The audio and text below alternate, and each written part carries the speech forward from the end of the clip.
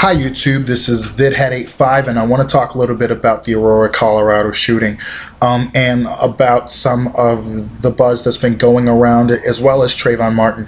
Simply because of the fact that if the Aurora, Colorado shooter were black, then we wouldn't be talking about gun rights.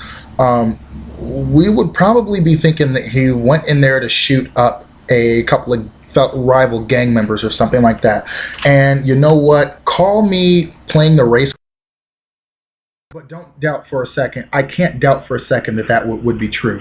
We would also be wondering about, like, you know, what kind of area this was in. If this was a nicer area, you know, like everybody would be worried about black men out there. But they would not be talking about they wouldn't be talking about gun law, because they would assume that this man may have gotten it illegally, and hell, it's easier to get a gun in the city than it is to, you know, get fresh fruits and vegetables in the urban poor areas. But also, the fact is that I think that when a lot of people talk about gun regulations, a lot of a very vocal minority, get all, you know, you want to take our guns away. And it's not about taking guns away. It's about keeping them out of the hands of those who should not have them in the first place. And many governors across this great country of ours oppose any regulation on guns, because the gun culture that is more than likely in their state. But even NRA members, and not most NRA members, said that there was a GOP-backed study a while ago, and Frank Livitz, I want to say, that showed broad support for more regulation because it just makes sense. But of course, a very vocal minority with deep pockets must oppose this legislation, and must oppose any kind of common sense legislation, and now it has been revived with this Colorado shooting.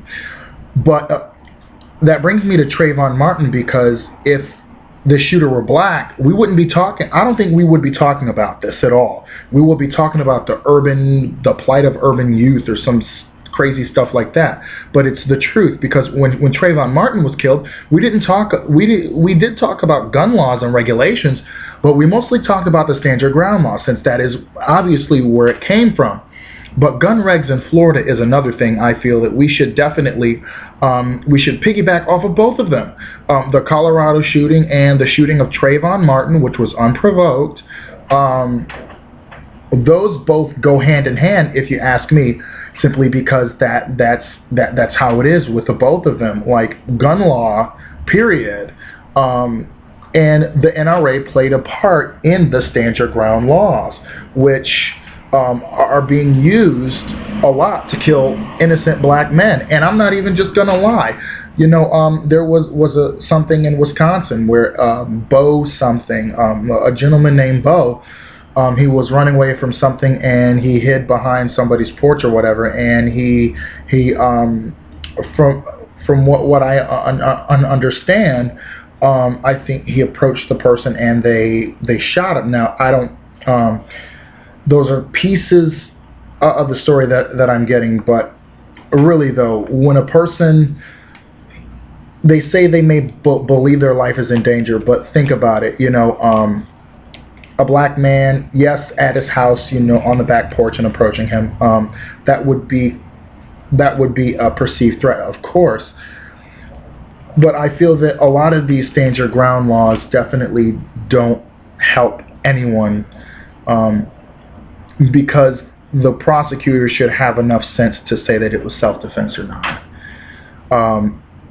But again, you know, I think it was stupid. It would be stupid of someone to approach them, to approach a person when they're a perceived threat. I don't know if that's the way it went, but that's what I got from it. But again, you know, Florida and Colorado, they both have gun culture like crazy, and even though we don't see Florida as part of the South, it is. And it's as conservative as the South is, even though it went blue in the 2008 elections. And then it went bright red, like a sunburned redneck. But anyway, those are just some thoughts there. But again, like I said, you know, like, if he were black, he would be a hoodlum. If he were Muslim, he'd be a terrorist. But he's white, so he must be mentally ill.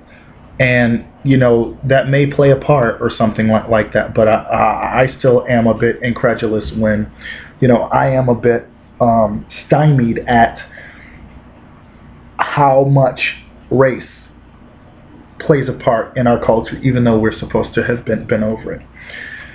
But again, gun culture in and of itself has to be reformed, as well as common sense regulations to keep them out of people's hands, like George Zimmerman and the Colorado shooter. And I had recently saw a picture with the NRA. There was a boot with the NRA on it, NRA, and a lot of roses for different events where people had guns, and then Aurora, Colorado was one of them. And a friend of mine responded, and the whole thing was, I had no idea. I believed from the earlier reports that I'd received, I believe that he had obtained those guns illegally, but he had gotten them legally. So there are people who are saying that gun owners should